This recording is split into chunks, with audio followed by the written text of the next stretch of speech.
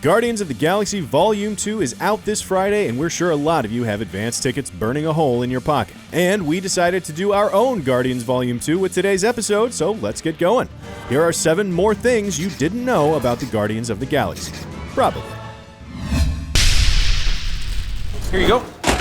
Oh, I was just kidding about the leg. I just need these 2 things. What? No, I thought it'd be funny. Was it funny? No, wait, what did he look like hopping around? In our Part 1 episode, we told you guys that director James Gunn had his brother Sean play Rocket on set, but there was also a little actress named Artie Shaw who they had stand in for Rocket at times. Interestingly enough, when Sean Gunn would get into his lowest possible crouch as Rocket, he was actually shorter than Artie was. For Groot, they had a Polish mime named Christian Godlewski stand in during filming. He helped inform the CG Groot's movements and also gave the actors someone to, act with. Thank you. See? Groot's the only one of you who has a clue. All Vin Diesel ever had to do was show up to the recording studio, though he still felt the need to wear stilts that made him Groot-sized. Possibly because he's a weirdo. Groot. So let's move on. While Christian Godlewski has the official credit of being the CGI actor for Groot on Guardians, he shares that performance with an uncredited James Gunn.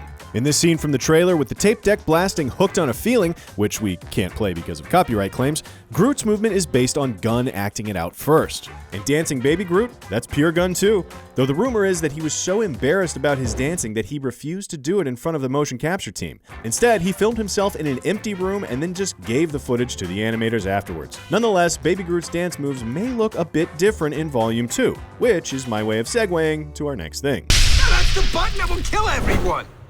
Try again. I am Groot. Mm-hmm. I am Groot. Uh-huh. I am Groot. No! Vin Diesel is doing a bit more heavy lifting in playing Baby Groot for Guardians Volume 2. He's still doing the voice, but this time he actually did do motion capture work for Groot as well. So don't be surprised if Baby Groot's awkward smile makes you feel super duper cringy and uncomfortable in Guardians 2. Meanwhile, the real story here is Vin Diesel continues to put Polish mimes out of work. We've covered that James Gunn's brother is in Guardians, but you probably didn't know that his dog is also in the film. That's Dr. Wesley Von Spears, James Gunn's dog in real life. While we're at it, we may as well hit you with a bonus thing and mention that that's Nathan Fillion voicing this blue guy in the prison. I'm gonna slather you up in Gnavi and jelly. Go to town. The fact that Fillion would be involved in Guardians was leaked well before the movie's release, but all the fanboy speculation wound up being way off the mark for what he'd actually be doing in it.